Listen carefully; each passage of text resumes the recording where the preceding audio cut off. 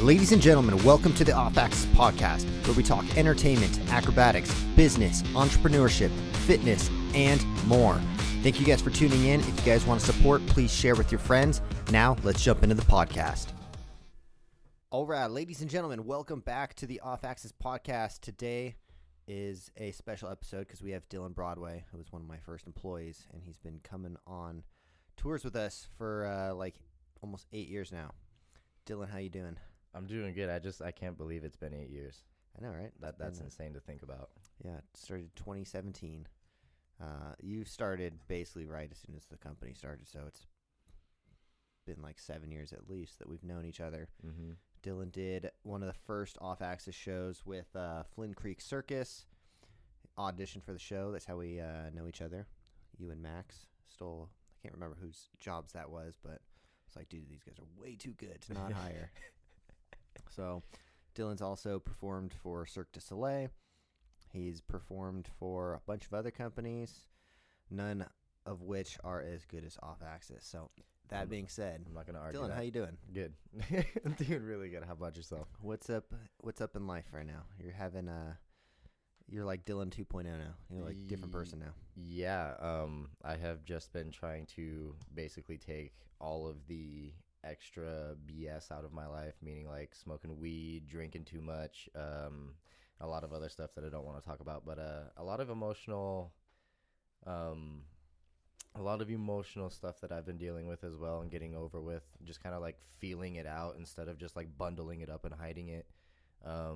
Definitely getting my mental back together and just taking a lot of the toxicities out of my life so that I can be as successful as I can possibly be in this career path that I'm on. So it's been a long bumpy road, but it's starting to get smoothed out, and I am very excited for 2025. Yeah, I always say it's easier to be rich than it is to be broke, and that just basically means do things ahead of time so that way you don't fall behind, because when you fall behind, it's really hard to catch up. You know, you have everything working against you, but if you just stay neutral at least, or do things ahead of time and stay ahead, everything works for you.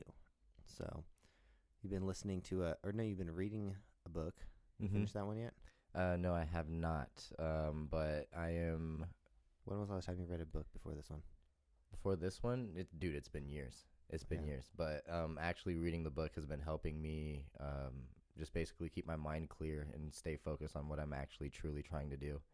And that is just get back into training full-fledged, be working out every single day. I'm even starting to do the cold plunges every morning, and nice. That, dude, I hate it so much. I am so uncomfortable in that water, but I am bringing it back and trying to do something uncomfortable, like you said, every day to try and just make your willpower as strong as it can possibly be. Yeah. And if you do hard things every single day, things that are normally hard become very easy to do. Yeah, I've been figuring that out the hard way, and I should have been listening to you at the freaking beginning, dude. Seriously. Well, I was stoked that I saw you actually reading a book when we were doing the Rose Parade. It's like, oh, Dylan's actually finally like reading and doing all the things that I told him he should be doing this whole time. Dude, yeah, it took me a minute. Just way too much partying. Yeah. Way too much focus on the wrong things. I think everyone goes through that when they're mid-20s. You're 25, right? Mm-hmm. So everyone goes through that. About to be 26 in a week or something, right? On the 11th. It's definitely coming up. Happy birthday. Early birthday. What are you going to do? I haven't put too much thought into that because I've been focusing on everything else. Yeah. Like I said, I don't even really want to party. I don't want to drink. I don't really want to do much besides just focus on what I want to do throughout the rest of the year and honestly the rest of my life. So I've honestly been putting some thought into potentially being like a stagehand or a pyrotechnician in the future. Thinking about doing classes about that or on that on my computer. It's something that I can do on the side while also pursuing all of the stuff that I want to do in the circus. So yeah. It's always good to have a backup plan. Mm-hmm. I've the only thing I ever knew to do is throw my body around. I really did never have a backup plan, and that's honestly really, really bad because if I go down or if I break anything in my body, there's nothing else for me to do, you know? So, yeah, I'm getting my freaking train on the right track this time. So we are both completely randomly wearing the same shirt. We're wearing Elliott Army shirts. That was not planned. He actually showed up with the shirt. I was like, I've been wearing this all day. We did an Andy Elliott event recently. If you guys don't know who Andy Elliott is, he's like a kind of a mixture of David Goggins with more business mind towards sales and stuff. Very inspiring. You think Dylan 2.0 is coming out from going to that event? Yes. Just because of like everybody that was there. Like I was working out with Salmon in the workout room. Beautiful freaking workout room, by the way. So cool. There was a bunch of people that were walking in and out of there, kind of like telling their own stories to each other. And, you know, I was kind of eavesdropping and listening to them and just hearing the things that they basically had to leave behind and continue to work on. It kind of just put my mind onto a pathway of like, oh, I'm doing exactly what they said that they're leaving behind. Like I'm doing all of the wrong things right now. And that's what I really need to push past. So yeah, going to that event and seeing you talk to everybody and like seeing everybody be proud of what we're doing and proud of what they're doing and talking about, it was just very inspiring and made me want to do something that pushes people to do better as well. Yeah. That for me too, that was the main reason I wanted to go to that event, was because I was like, I know there's going to be such a concentrated group of thriving people all in one place, and to just be around that energy is like so good, because, you know, Vegas is, I hate to say it, but a party city, and everyone's always partying all the time, so it's like hard to stay away from all that stuff when it's like so accessible. It's right there. It's like, oh, we're partying today. I was like, it's fucking Monday. Which there is a party tomorrow, and it's Monday. That's Brandon. Yeah. So it's like every single day there's something to do. But just being around that like tight group of people where everyone's just like thriving and everyone is like chosen to live a different life. And you hear the people, you know, they do, you know, you have to leave people behind in order to grow, because people are going to hold you back if you don't, you know. You can't evolve if everyone's holding you back. If everyone wants to keep partying and stuff and you're around them every single day, you're going to keep partying. It's a very, very hard process. I've definitely shed more tears than I would like to admit about that, but yeah, I had to leave 2 people behind. I wasn't very happy about my decision at all, but you know, it had to be done, and I still love both of them to death. I would still take a bullet for both of them, but at the end of the day, you know, they're the type of people that will make excuses about doing the things that they shouldn't be doing, and I'm not that type of person anymore. I am kicking my own ass, and I am not making excuses anymore, and I am just shoving my head through every single door that I can possibly get through now. Yeah. Excuses are I don't appreciate them too much, you know, when people give me excuses. I'm like, dude, everything is your fault.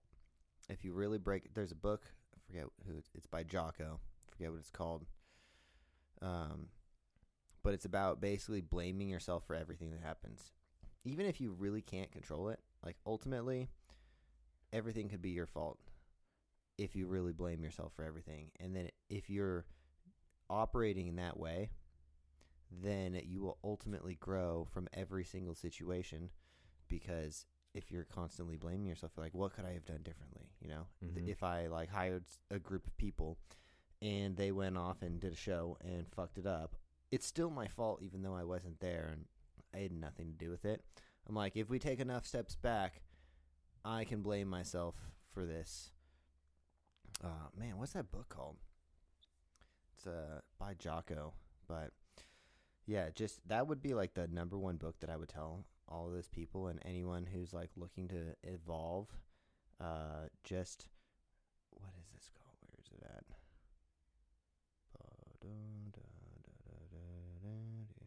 Yeah, I'm definitely taking a lot of accountability for my own actions. Extreme ownership. Extreme ownership? Extreme ownership. Just owning everything that happens to you. He talks about like a lot of his experiences in the military and like when someone would die, even if he wasn't there, like, you know, he talks about like it's still his fault. He could have done certain things, especially when you're the leader. Everything is your fault. You have to. And plus, people will respect you a lot more if you do something wrong and you take full accountability for it. When you say, oh, it's not my fault, I was raised this way, or I did this, or like this, this happened and blah, blah, blah. Like, no one wants to hear that. If you say before someone has to tell you, like, dude, what happened? If you go up to someone, you say, look, this happened. It is completely my fault. It won't happen again. We're going to make these changes. And you already have, like, a plan set out. People are like, cool. That's awesome, you know? Mm-hmm. And take full accountability for everything. You learn and you advance a lot quicker than if you blame someone else for everything, then you will never grow. You'll be stuck there. Yeah. I would definitely say the past 3 years basically ended a lot of friendships, and my last relationship, actually, I was a very angry person, and I blamed countless things that had happened in my life on the reason I was acting that way. But there was honestly no reason for me to be acting that way. I had a great life. I was with amazing people who were trying to push me to go as far as I could possibly take myself, and I didn't see it that way, because I was just making excuses time in and time out again and again. And it sucks that it took me this long and to go through all of that hell to finally realize it. But I'm in the spot that I'm in now, and I'm able to improve and fully just take the steering wheel now. Yeah. So you worked Cirque du Soleil. Mm-hmm. How was it? So much fun. Yeah, it was a lot of fun. So God, dude. Dylan was in the Beatles Love Show. Oh my God. How was your experience doing Cirque du Soleil? It ended 6 months ago? Yeah, it was July 7th. That was the final bow.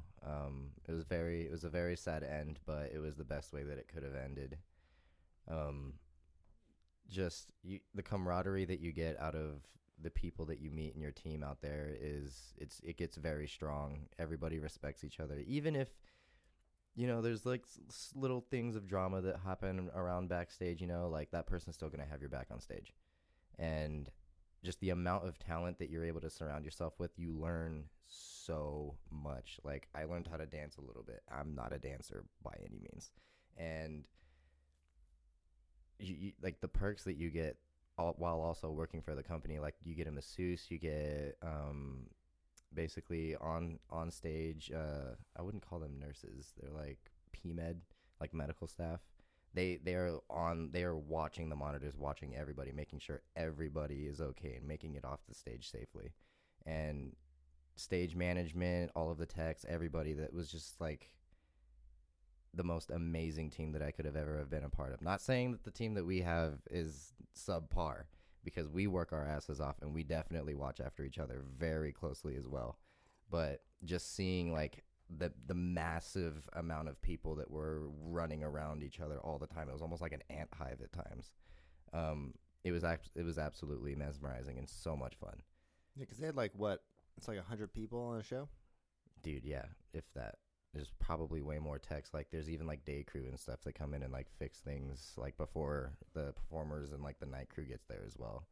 That's a lot of people. Yeah. But they probably had some pretty cool like employee parties and stuff. Yeah.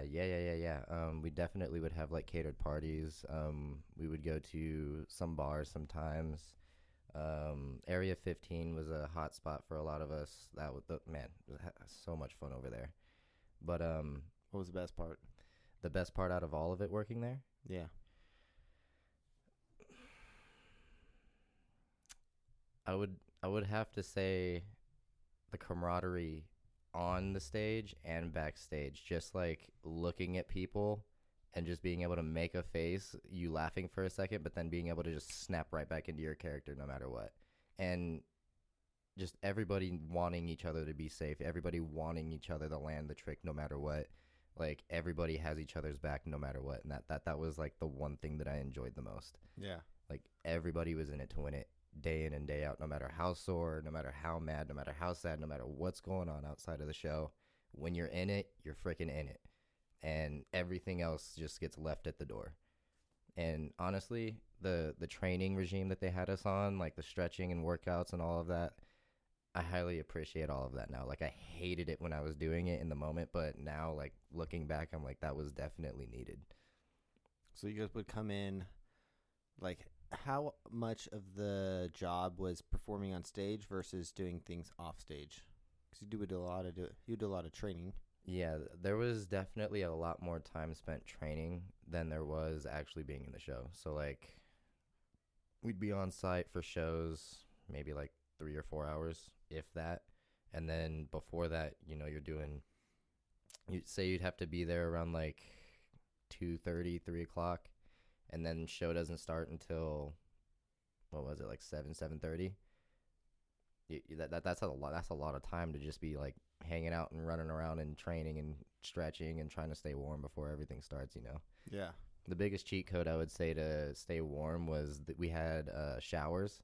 So literally right before I do my makeup, I just sit in the shower and meditate and like wait for, I guess, my alarm to go off, and then I'd finally dry off, go do my makeup, and then get my costume on, and then you're just boom right backstage getting all of your handshakes in, making sure everybody's like good to go, and then you just start the show. It was a lot of fun. Yeah.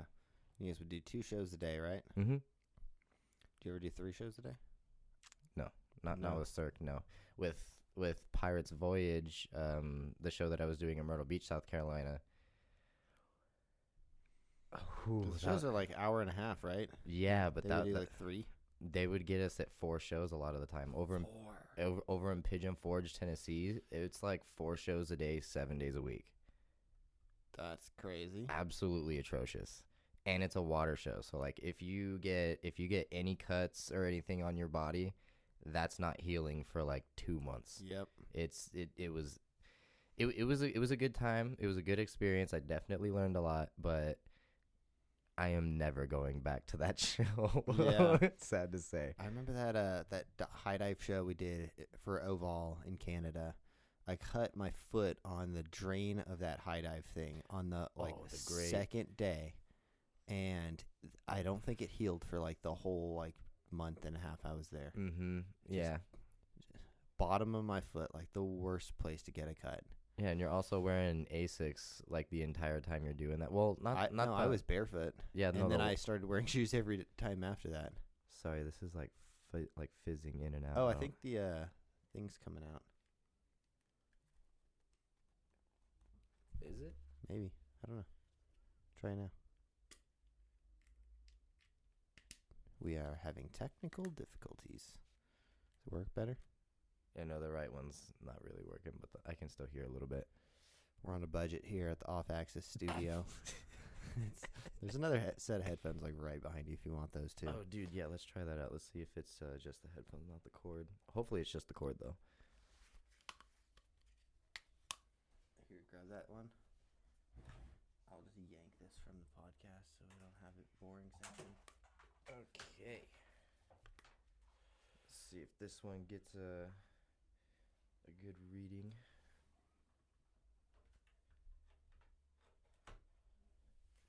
Testing. Yeah, no, I think it might actually be that output device right there.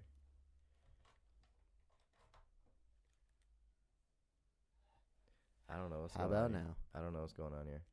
What? Yeah, this like right headphone isn't working. But I mean, I can. Was it working the whole time? No. I think that's because. Anyways, I'm gonna cut this all from the podcast, but I think it's because I think I'm talking into the right microphone and you're talking into the left one. Huh. So when you record, Yeah. it comes out of one speaker. Anyways, Whatever. let's continue. We had some technical difficulties, but we're back. We are back. So what were we talking about? You were talking about the Pirates and the Canada's Wonderland. Canada's Wonderland show. That was an awesome show. Yeah. I think I literally left with less money than I came with. Yeah, I definitely came back home with 0, but the experience was awesome. Canada, those taxes literally destroy you. Mm-hmm. Like Canada taxes you like before you can get paid, and then they tax you again. So you have to pay like U.S. taxes, and you have to pay like Canadian taxes. And by the time you have paid all these taxes, you're making like less than half of the money. Mm-hmm. So I think we're making like, was it like $175 a day or something like that? Yeah.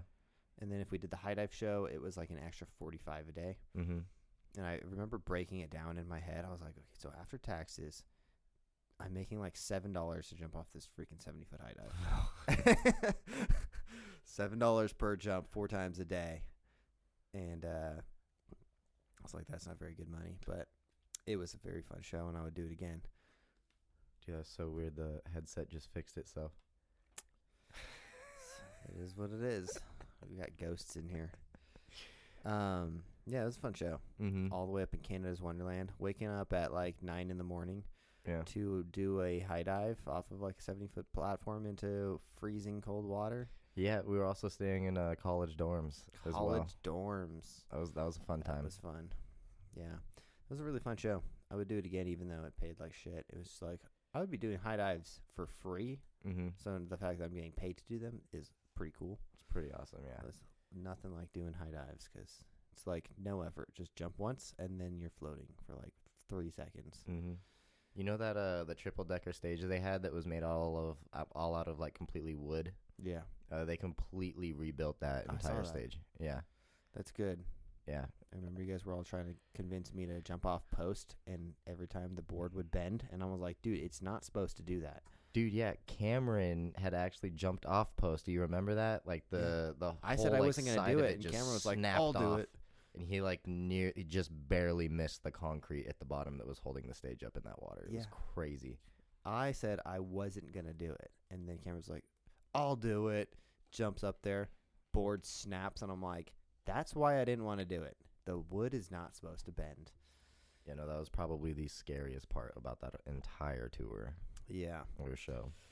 It was fun, though. Jumping into the other waterfall was so, like, luxurious, landing in a waterfall where the water's, like, broken up and it's, like, super soft. Yeah. And you have those, like, bubbles. Like, people don't realize when you're jumping into, like, stagnant water, it's pretty solid. But when you're jumping into a waterfall and there's, like, bubbles everywhere, it's like jumping into, like, 70% water. Yeah, when the surface is broken, it's like jumping into a foam pit, kind of. Mm-hmm. Like, it still hurts if you belly flop, but... I would say the best memory I have from that show is when it was raining and we still did the waterfall jump and you could see the water droplets falling with you. Yeah. That was by far the coolest thing I'd ever done. Yeah. My favorite was you see every time I do a gainer, as you have completed half of the flip, you're looking right at the water and it is falling the same speed as you. So trippy. It's so cool. So... Anyways, this year we did like 9 months of shows or something like that. We started in February, finished in October. It's very long. However many months that is. Where was your favorite stop? We did, I think, like 30 cities. Definitely Arkansas, dude. Arkansas? Oh, my God. That was fun. Just getting to ride the dirt bike in a show for the first time. Like, every childhood dream I had of doing something like that was just coming true right out in front of me. And then we got to add the circus aspect and a comedy aspect to it. So I just like had the most fun I think I'd ever had in a show in Arkansas. Yeah. So for those of you who don't know what we're talking about, we did our first arena/grandstand show where we like sold tickets, and it was like the first big off-axis show, because all these other shows, they're awesome. They're like big state fairs and stuff, but there's, the show is free for everyone to come to. So for me as a business owner and a business nerd, I wanted to see like, oh, how many tickets can we sell? And that more interests me. And then this show was an hour long. So we added a comedy act where Dylan would run on stage and get chased around the stage by Chippy. And they would basically like beat each other up, mostly Chippy getting beat up actually. And then Dylan would jump into the trailer and everyone would think the act was over, but Dylan would come out on his Sur-on and he would ride around the whole stage, and it was funny. It was quite a spectacle. It was my favorite part of the show. Yeah, no, the electric bike that had exhaust noises coming out over the frickin' speakers, that was funny. Yeah. It was an electric dirt bike, so we dubbed over some like motocross sounds, and then I turned them off, and it was just kind of it's electric. Oh my God, so good. Having everybody on the runway, like as I was going through for the Superman and the no-hander was really cool. And I really want to embark on doing more flips this year to the airbag for sure. Mm-hmm. Well, we got quite a bit more arena shows lined up this year. Sweet. I'd say probably 5 to 10 this year. Yeah, more money, less work. Well, not really less work, but I'd rather do a 1 hour-long show than 3 like 20-minute shows all day, just without the body cool downs and warm up and cool down. For my body, I would rather just do 3 times the work all at once and then just chill. Oh yeah. So hopefully we get more of those shows booked this year. The schedule's already looking pretty fat. Sweet. So definitely feels like a triathlon when you're doing that show though. Yeah. you're on everything all like, oh, so much fun. Because we would do like the normal like 25-minute show for the beginning, Mm-hmm. and then we would still have like 30 more minutes left. Yeah. So it was like, all right, we're warmed up, which would normally be when we're done.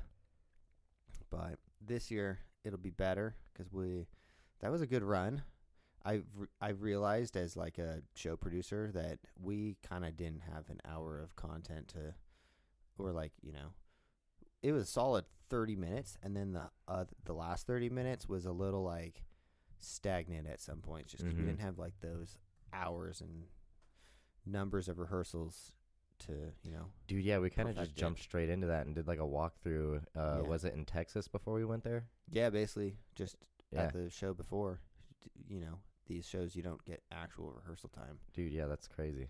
I mean, most shows, people who are not on the business side of things don't understand, but it's really hard as a show producer to get rehearsal time because no one's going to pay. Like, who's paying for the rehearsal time? The theater doesn't want to, or the fair doesn't want to pay for rehearsal time. Mm-hmm. So as like the business owner, you're looking at it like, okay, I need to allocate a certain amount of budget towards rehearsal, but no one wants to like rehearse that much because no one gets paid as much, but you have to do it. Yeah. So people are always like, oh, why don't we get more days of rehearsals? Or like the show's not gonna be ready. And like when we do like Fernando shows, I get it because no one's gonna pay for rehearsal time. Almost every time we run that show is the first time is usually during the show. Yeah. That's like the first run through. Mm-hmm. It's because, the theater's also on a time schedule. They have other shows coming in and going out, and same with the fairs. Like we had thank God they didn't make us do that, but we were originally supposed to tear down the whole stage after the first day. Dude, I remember that. And they set up for bull riding, and then thank God the owner got there like, oh, we don't need this whole area. We'll just go over here. And I'm like, dude, you don't even realize how much work you just saved us. The fact that the bull riding guy just got there was like, we'll just take the corner. And I was like, yes, that's like, you just saved me like 10 hours of construction. Oh, dude, yeah. That would have been a doozy to put all of that back into the trailer again. Yeah. We were double trailering it for that show too, right? Yeah. Yeah. I'm thinking about, because the double trailer is so much more expensive. When I'm like balancing out these budgets, I'm like, fuck, 2 trailers, which means 2 cars. Yeah, double the gas To get everywhere. It's already expensive. Our equipment's really heavy. So I'm thinking about just getting a bigger, like 30-foot trailer. Okay. Which we have 2 24-foot trailers. I think if we add an extra 6 feet, which would make it such a big trailer, but like an extra 6 feet, then we could just fit everything in one. True. But I would need a bigger truck then. That is also true. Unfortunately, my truck is out of commission right now. Yeah. Rest in peace. How the heck did that happen? Like, was there nails in the tires? Or? Dude, I don't know. So for context, guys, I took the Amigos, aka Impact Extremo, shooting the other day because none of them have shot a gun. And just on our way back, out of nowhere, like we didn't do anything crazy. I wasn't like racing through the trails or anything. I just get 2 notifications saying your tires are flat. And I'm like, what the fuck? Then my first thought was like, okay, well, it can't be 2, but it was 2. It was the front left and the back right, which makes no sense at all. Like, what did we run over that could pop the opposite tires? So we pull over, 2 flat tires. Obviously, I only have 1 spare. We're probably like 2 miles away from any road. We have no service. The sun is going down. It's just like, well, this situation is pretty messed up right now. And thank God there's like this new feature on your phone where you can like point it at satellites. And I was able to call my brother and tell him to like, hey, like, cause he knows where we are. I've been there with him before. So I called him via satellite and he came out and helped us. And we, anyway, so the 2 tires were, cause we're off-roading. So if you are off-roading with a flat tire, the rim is also fucked. Yeah. So we put on the spare, and I was like, well, most likely either one of my big trailer tires or my brother's spare tire will fit on it, which neither did. So we had to leave my truck out there on jacks in the middle of the desert, come back, go to like a bunch of different tire shops. None of them had a tire. And then we had to, I was like, okay, I'm just going to like Hail Mary it and see if the Armada tire fits on. And I get the Armada, like I have to drive all the way back out to the desert, middle of the night. Thank God my truck's there and didn't get broken into. Get there, and we put on the Armada tire, and it kind of fits. Like it slid on, but I just couldn't get the bolts tight enough because the like holes were like just barely too small. The way they're like tapered off. Yeah. So the wrench wouldn't like get it all the way tight without like stripping it. Damn. So I was like, okay, whatever. I have to drive like, it was like a mile at that point. And it didn't make it a mile. The fucking tire fell off? The tire just popped off. Boom. My truck just dropped on the ground and it broke the fender. Like the fender is just like, looks like it got hit by a car. Shit. So that's in the shop right now. Oh, man. I basically dropped like $6,000 on the floor. Oh, no. Because I had to get 2 new tires. The rims were totaled. So, and because it's the high country, which is like Chevy's highest truck. Yeah. Everything is expensive to replace on it. So it was actually cheaper to get 4 aftermarket tires and rims than it was to get 2 of the exact same rims. And I didn't even like them because they're silver and they look a little stupid. Yeah. I just want everything black. Yeah. And the rims were silver, and it always bugged me. So I'm looking at the bright side. I'm like, whatever. I get black rims, new tires, and when the body shop fixes it, I'm going to just pay them a little bit because everything's going to be taken apart to just black everything out. So finally the truck will be black like I wanted it. So I'm like, whatever. It's just $6,000. Just $6,000. So I just basically just dropped on the floor for fucking going off-roading. So did you ever find out what popped the tires? Nope. They just went flat. Yeah. Dude, I don't know. That's crazy. None of us know. We didn't run over anything like that was like, there was never like a crazy big bump or like nothing that we saw. The only thing I think was like the sun was in our eyes as we were driving back. So I don't know. Maybe I ran over something. I didn't see it, or there's nails. Like there's obviously trash everywhere because people go out there to shoot a bunch of shit. So there's, who knows what we could have ran over, but it could have been a million different things. Mm-hmm. But yep, that's my $6,000 trip to go shooting in the desert. Yeah, so you guys were also using explosives? Oh yeah, so you could buy these explosives from it's called tannerite. Oh, I should patent it, but yeah, it's a little can. It comes with like these white beads, and then you pour this gray gunpowder, I believe it is, on it, and then you put them in little cans. You can hide the cans all over the place. I had one left over from my birthday that my brother bought me. He bought me a pack of like 12. And then we bought 1 2-pound explosive. And this is a little dumb, but it said to put it 100 yards away. That was not 100 yards away. And the mountain was 50 yards away, so I couldn't put it any further. And I was like, it'll be fine. And when Bradson hit that thing, the can was so far away that I was like, okay, we're all going to take some shots and see. I missed, I think we were doing like 3 or 5 shots. Mm-hmm. And then we would switch the AR-15 to the next person. I missed my shots.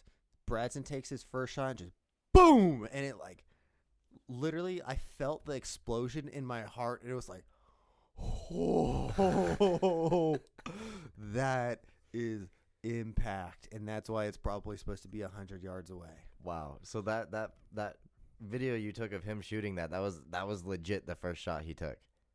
Holy crap. That's some accuracy. First or second, but it was pretty close. And then Rambo hit the next explosive. And it was like, it's not nearly like that one was a half pound. The one that Bradson hit was 2 pounds. Fucking crazy, dude. I got to get more of those things. They're like $15, but really, that's it? Yeah. When you hit that thing, it's so freaking loud. And it's just like we're all wearing earplugs too, so you don't really quite hear it, but you feel the like, Yeah, the shockwave. the shockwave. Dude, I wonder if you could see it over video if you like slow it down. You could probably see like the dirt shift. Probably. Yeah. I felt my heart shift. Like, that was crazy. Anyway, so we got a trampwall competition coming up. You pretty excited about it? You did a pretty crazy trick. Honestly, yesterday. I know there's going to be a lot of competition there. I am not in the slightest worried about the tricks that I am trying to do. I'm going to go and just wing it because I am so excited to see everybody that is going to be there. The community is stronger than it's ever been, and I am just so excited to see everybody have the camaraderie be there and to just hang out and just throw the hell down with everybody again, dude. I miss everybody so much. Everybody has just been basically dispersed everywhere as of lately. And to have everybody come back at the beginning of the year is going to be really good. It's going to be very inspiring because, I don't know, over the past couple of years, I kind of lost my inspiration for Trampwall just slightly. I was getting a little bored of it. And then I don't necessarily know what happened this year. I just, after basically dropping all the substances, smoking, drinking, and all of that, it just kind of naturally came back. And like I said, I'm just more overexcited to just see everybody and to just hang out, throw down, and really see what everybody's been working on. Yeah. I miss the trampwall competitions. I don't miss throwing them. So I'm excited about this one because it's so stressful. And I'm sure if Jake's watching this, he knows it's so stressful to throw a trampwall competition. Especially when you're doing it the way I do it and just kind of one-manning the whole thing. And you're in charge of the cameras, and you're in charge of the people there. You're trying to make sure everyone signs waivers and the event going on and the music, not getting copyright, like not having like copyright music playing in the background. And like there's a billion things going through your head. And that's why I don't really do them anymore. I would do another one maybe, but it's just so stressful. Yeah. And it takes a lot of my effort away, and I'm trying to book shows and not. Truly. Yeah. But Jake, I haven't sent you the $25 yet. I'll be sending that tonight. What do you owe him $25 for? Entry. Oh, okay, nice. Yeah. Well, I mean, he is doing it all by himself. I would hope that he gets something out of it as well. You know. Yeah. I don't know if he's competing. But dude, it's gonna be sick. Yeah. They're bringing the pedestal box game out, and that's a good one. Dude, that thing is a whole different animal. It is so weird and awesome at the same time, and I'm really excited to see what people throw onto that as well. The only problem about box game with that many people is like it kind of takes a long time. Yeah. It's still pretty exciting. Like the pedestal makes it really exciting still. Oh yeah, because the people down below can also like see what's going on up there instead of like they're just like, oh, did he land in it? Did he not? Yeah. Like, yeah. Dude, if I was you, I would just do easy tricks and just know, like, unless they force, like, a ball out up to the top rule or something like that, just do easy tricks for you that no one else is going to do. Yeah. I don't know why I'm giving your strategy away, but and then just land everything because, you know, like, when I would play games of Scoot at the skate parks and stuff, I just do tricks no one else is going to do, and I win every time. True. Shoot, what was I about to say? That when the box game first came out, I feel like that's what Mo was doing a lot of. But like he did the simple things, but made it look immaculate every single time. Yeah. So like, if I hope to God he's gonna be there because that dude's just his style is on point. It's gonna be interesting. Yeah. Wonder who all goes. It'll be a good competition though. It's in Vegas. There's gonna be so many people there. Like we have to basic what was said for the base. Like what's gonna be happening is there's gonna be like preliminary rounds and then the actual rounds for the competition because there's so many people that are coming in and trying to compete. And yeah, like I said, even if I don't get to the second rounds or whatever, like I am there. And I'm going to be supporting everybody.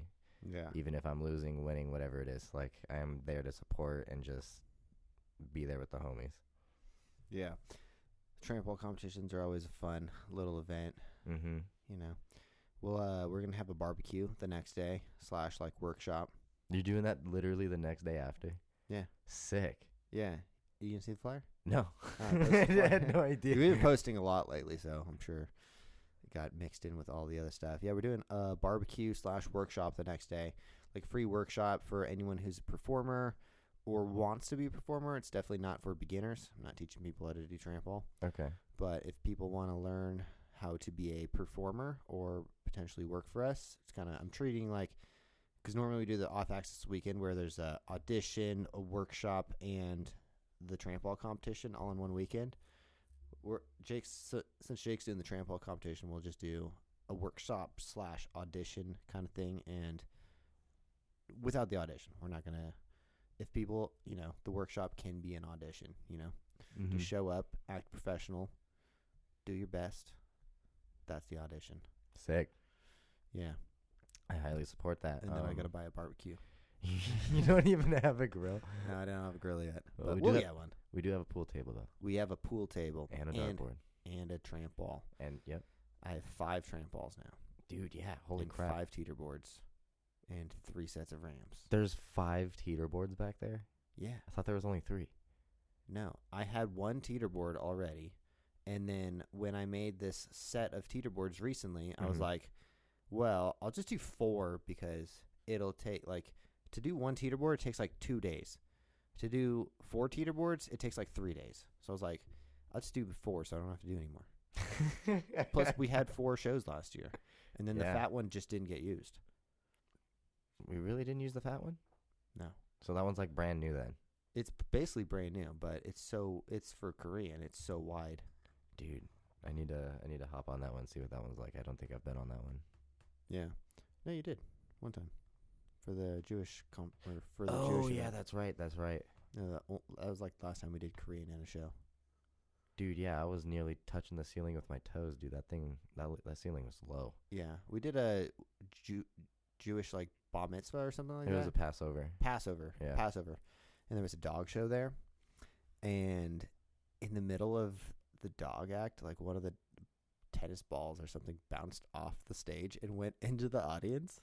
And the freaking whole audience just, I don't know what is up with Jewish kids and dogs, but they didn't like dogs. And the whole audience just freaking ran for their whole lives. It was so funny. They just all got up and screamed and ran, and it was this little cute dog just jumped into the audience. I was like, "Whoa, guys, what are we freaking about?" He's getting he's getting the ball. He's playing fetch. It's pretty funny though. It was a good event. Yeah, Lil Fluffy's gonna tear you up. Yeah, that trick you did yesterday was pretty epic. You did a double triple. I'll overlay it on top of this clip right here, but. No, you did it. No pad thrown. No pads. No mats. Yeah. Did you throw any pads before that? Nope. So what I did is I went to the small wall and I did just Jonah full. This is how I see it in my head. I would do Jonah full, and then I basically did Jonah double full or Randy, and then I went to the higher wall. I basically did it underneath the top of the wall, and then I started doing pops. Did it above the wall. And then, before you got there, I just was like, "Screw it, we're hucking it." And sure enough, Chase and Mitch and the Impacto Extremo guys, Chileans, all of them being there, just motivated me to just send it. And it was such a surreal feeling of just straight adrenaline straight to the dome, dude. It was insane. It's probably the most insane feeling I've gotten from Trampwall in a while. Yeah, it looked like you took a shot of adrenaline. Dude. You were so hyped, dude, for this thing. The one that you filmed, bro, that was when I fully understood, I just did that. But before you got there, I threw it and was just I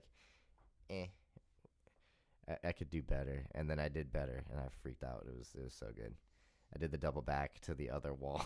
I completely ate it and was still happy. It was so sick. Yeah, I think most people, if you would have just posted that, bounce double back to the top of a wall, that's still pretty fucking crazy, just by itself. And you just casually just did a double flip. It just to the top of the wall, just celebrating. If I could do double back to the pedestal, that'd be pretty nuts, wouldn't it? Yeah, that'd be nuts. No. Not that I'm thinking about doing it. Do a single back. No one's gonna do that. True. It'd be hard to land on that though. I mean, me and Chase were workshopping some stuff yesterday. We'll see what happens. Yeah. I wonder who. Do you think everyone's gonna enter the competition? I hope everyone tries because I just, like I said, I want to see everyone. And I want to see all of the creativity. I want to see everything that everyone's been working on the past year. Because, dude, I don't know if you've seen the stuff that Chase has been doing, but that dude has been thinking outside the box with a lot of his tricks. And I am very, very excited to see what he throws down. Freaking Dylan Vance is going to be there. I hope Julian Kalari's there. I hope, dude, like I said, I just hope everyone shows up. I hope everyone shows up. I wonder if Julian's going to come out. He's got to come all the way from Hawaii. Oh, yeah, that's right. Julian, you have a flight credit that I bought you like 6 months ago. You got to come out and use that flight credit. It's just sitting there. I hope Elijah comes out too. Yeah, that would be sweet. I'd like to see some stomach tricks because he's been pioneering some wild stuff, dude. Yeah. Oh my God. Where is Elijah? I haven't seen him. I don't know what he's been doing. He's still posting on social media. He's been doing good, so I don't know. I think he's doing good. I hope he's doing good. Yeah. Did that PlayStation commercial? Did you see that thing? Dude, that looked epic. That looked like so much fun. I think he was out there with Kayla Gray as well. I think Kayla was out there doing like trampoline transfers, but they were like super lifted up in the air. Yeah. It's like, dude, that looked like so much fun. That would have been a blast. Yeah, that did look pretty cool. What is PlayStation even like? How many PlayStations are we on now? Like 5? Yeah, I got the PS5 at my house too. PS5. I remember when the PS2 came out. I'm just dating myself. I mean, shit. I had a PlayStation 1. That was the only one I ever had. I didn't have the PlayStation 1. I had the Dreamcast. Dreamcast? I don't know if you remember what the Dreamcast is. It was Nintendo, right? I think so. Nintendo Dreamcast. Yeah. Sure. Yeah, I had an Xbox. Yeah, I had Xbox Live when it came out. I went Nintendo 64, Dreamcast, GameCube, Xbox, and then my brother had ended up getting an Xbox 360, and that was like state of the art. Like, oh my God, this is crazy back in the day. And then we went from that to PS3, and then I had a PS4, and now I got PS5. Yeah. I stopped playing video games after the first Xbox came out because I realized like I was obsessed with video games. It sucks you in, man. I would get so mad. I remember there was a time where I bit my chair because I got like I was playing this paintball game. I was literally like one of the top in the world in Greg Hastings paintball. Oh, dude, that was a good game. Xbox Live first came out. Oh man, I remember getting shot in the tournament, and I was like 3rd place or something like that. And I got so mad, I bit this wood chair. I was like, "What the fuck am I doing? I need to stop playing video games." And that was the end of video games for me. Yeah, I definitely used to spend a lot of money in the beginning of my circus career on just skins and random cosmetics in the game that don't mean anything now or are worth anything now. But I definitely still hop on every once in a while. I've been playing a lot of Batman lately because there's supposed to be like a new Batman game coming out. It's like very immersive. It allows you to be like a detective. It's really cool. But the last time I was playing, I kind of had this thought in my head. I was like, you are basically just being programmed in this game to just do whatever the game wants you to do. And like you get sucked into it so deep that sometimes you lose track of time. You lose track of like what your responsibilities are for that day. You'd be playing video games till like 5 a.m. on the tour sometimes. Yeah, no, I don't think you sleep. No, I definitely put my all into those video games a lot in the past 4 or 5 years, but I'm definitely trickling off of it now because I see what's more important, and that is living your damn life. Living your damn life, advancing. Mm-hmm. I find extreme enjoy and advancing. And like for me, I like listening to books so much because every time I read a new book, it's like you're learning a new move in life. Like each book comes with like a life lesson. Like Extreme Ownership, it's all about taking ownership for everything. 4-Hour Work Week, it's about making everything as efficient as possible. Your Next 5 Moves, it's about thinking 5 moves ahead every time you think of something or do something. Rich Dad Poor Dad, it's about like learn or thinking entrepreneur. That's such a fucked up word, by the way. Entrepreneurial about everything. I hate that word entrepreneur, by the way. Why do you hate it so much? Because it's tongue twister. I've said it a million times and it's still hard to spell. Yes, it's like such a. How about we just call it like a money creator, or just a hard worker. Opportunity creator. It's basically what you are. If you're an entrepreneur, you are an opportunity creator. So all you're doing is creating opportunities for other people. That is like by definition what an entrepreneur is. I am definitely trying to inspire a lot this year. After this year, who knows, maybe I'll end up opening up a business and trying to create opportunities for people as well. For people who, like in my position back when I was 18, when you hired me for the first time, I mean, I was homeless in my Honda Civic. I had no idea what I was doing with my life. And I really hope that I can potentially take on that role and give people opportunity who are literally not knowing what to do with themselves or are struggling or just need a little bit of guidance, you know? Yeah.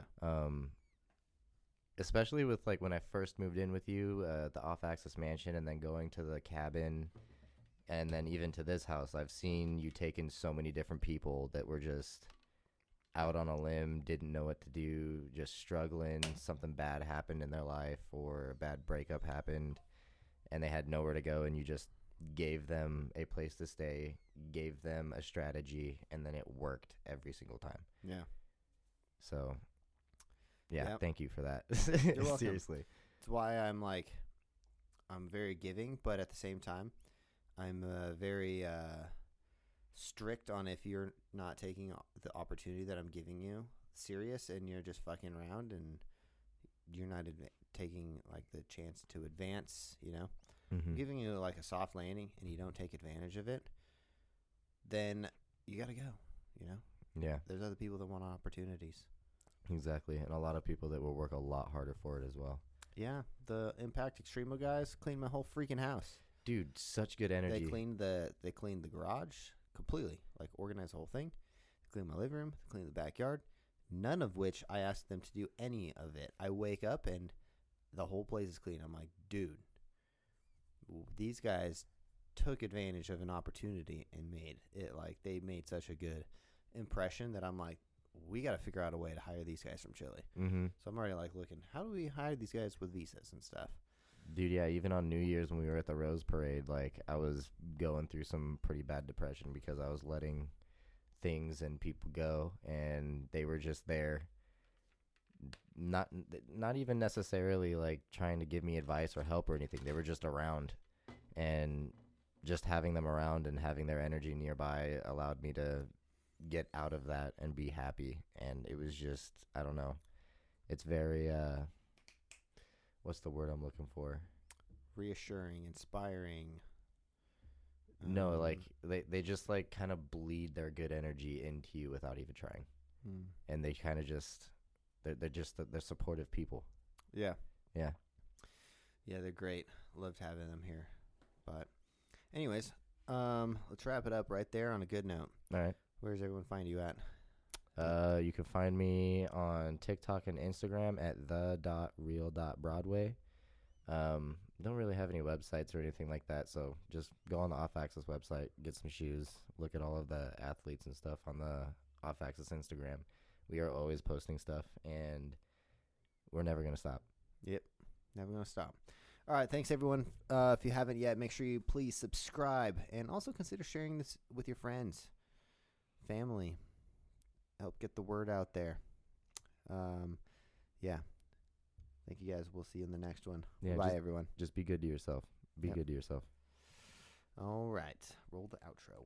That concludes this episode of the Off Axis Podcast. If you guys found value in this, please consider sharing with your friends. Also, subscribe, and we will see you guys in the next episode. Bye, everyone.